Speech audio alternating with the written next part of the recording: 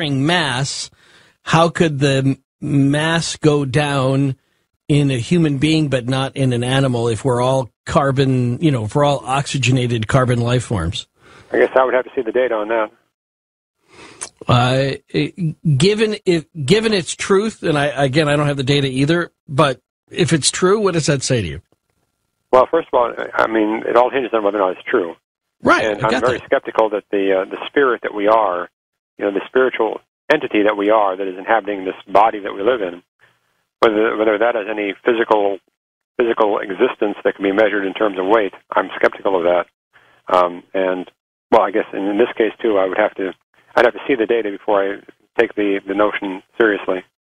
Francis is in the middle of Arizona somewhere on Coast to Coast AM for Dr. Bernard Haish. Francis? Good morning. What is your idea of God? Do you have It's an idea that's been elucidated by Kabbalah, the ancient Hindu traditions. God is, I think, a being beyond space, beyond time, simultaneously greater than infinity and less than zero, a being of perfect bliss, a being of perfect joy and love, but unimaginable in terms of what it is, because he is nothing. He is nothing and everything.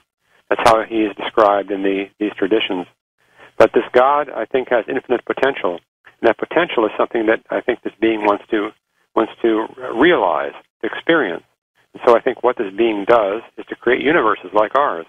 Many of them, can be very different from ours, I suppose, but some of his potential becomes actualized in those universes, and the point of that is that he can then enter into the life forms that arise and experience what it's like to have that potential. Experience is a very different thing than potential. One is sterile, and one is active. And I think that's the whole point of what we're doing here, is we are God having an experience of physical reality, because that's one of God's potentials. Mary is in Hollandale, Florida on Coast to Coast AM. For Dr. Bernard Haish. Go ahead, Mary. Good evening.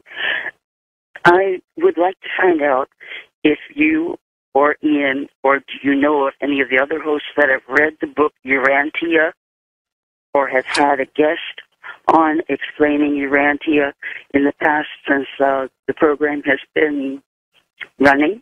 I've seen the book. I've never read it. What's your point? It's 1,083 pages. So much of what you think God is in that book. And a lot of the things that you're not sure about are also in that book.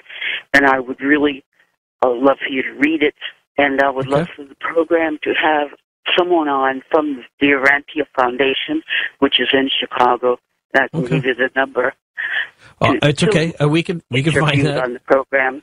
I'm pretty sure we've done something with Urantia in the past. I haven't in my memory, but sometimes I look back over the list of guests that I've had, and I've forgotten some of the cool people we've had on. So I'll go back and look at it, but I'm pretty sure that that's been covered before. But if not, we'll take a look at it in the future. And Fernando is in El Paso on Coast to Coast AM. Fernando? Dr. Haish, I have been studying these kinds of things just out of curiosity for about 40 years, and I agree with the conclusions that you have reached on everything you've mentioned. And there's one thing that puzzles me, though. I was raised in a traditional religion, and the concept of free will, and I believed in free will. I still do, but I had an experience one time that makes me question it. I went to the public library to get a specific book on sales. I was just getting into sales and wanted to learn more about it. As I was walking through the stacks back to that section, I noticed out of the corner of my eye, in passing, the title on the binding of a book. But I only had a brief time to get the book I went to get, so I wasn't interested in anything else. But my legs stopped, and this little knowing, sometimes almost like a voice within me, said, "Look at the book." And I silently answered back, and I said, "I looked at it. I see the title. I'm not interested. I'm busy. I got to do something. I don't have time. And it said, take the book off the shelf. So I said, oh, all right. And I kept trying to move my feet, and they were just stuck to the floor. And so I picked the book up and looked in the dust cover where they have information about it, and nothing attracted my interest, and I tried to put it back on the shelf, and my arm froze in midair. And I said, I don't want it. I'm in a hurry. And the little voice said, check the book out. And just out of frustration, I said, oh, all right. Right. And I took it home with the other books I wanted. I read the other books, studied them, and then I took all the books back to the library, including this one that I hadn't even looked at. Right. I was standing at the checkout desk to check it in, and the little voice said, you didn't read that book. You still have a week time on it. And I said, okay. Fernando, I'm so running out of time here, so I just want to get to the payoff of what was the book? A Parenthesis in Eternity. That was my introduction to metaphysics. Oh, very interesting. But the question is, what about free will? Okay. Dr. Hayes? Well, I mean, I think you still have free will. You really could have not checked it out. You could have returned it. I think we tune into our creative consciousness, and we probably wind up telling ourselves things that we don't realize when we're just in our ordinary state, that we should know or could do. So I don't see this as any great objection to free will.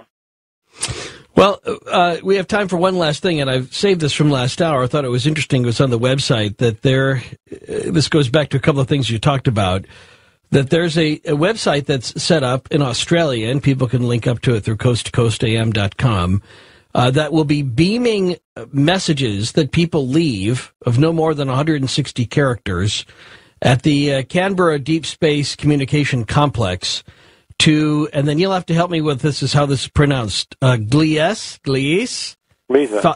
What's Gliese? Gliese, yeah. He was an astronomer, and certain stars were named after him because of a catalog he compiled. Gliese. So, Wilhelm Gliese was his name.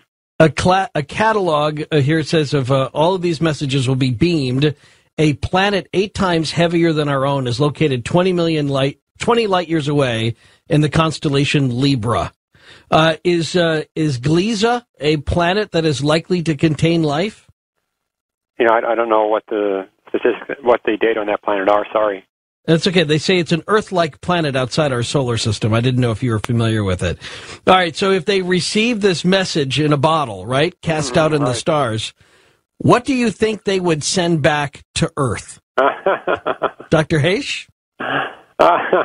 You're asking me to second guess the alien motivations in psychology and politics. Yeah. What would they respond back to receiving this message in a bottle from Earth? They could send the same message back to us. That's what was done in Contact. Remember when they got the message that was actually a television broadcast of the German Olympics in the 1930s? Right. That came back to us from Vega in the movie Contact.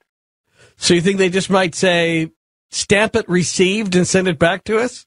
No, but that's the only thing I can think of saying at this hour of the night. Well, okay, that's where we'll leave it. Dr. Bernard Hayes, thank you so much for entertaining all of our questions. And link up to him through coasttocoastam.com. Good luck on the digital universe. Look forward to hearing more about that in the future. Thank you very much. Everybody else, enjoy your week. Deus te amat, and I do too.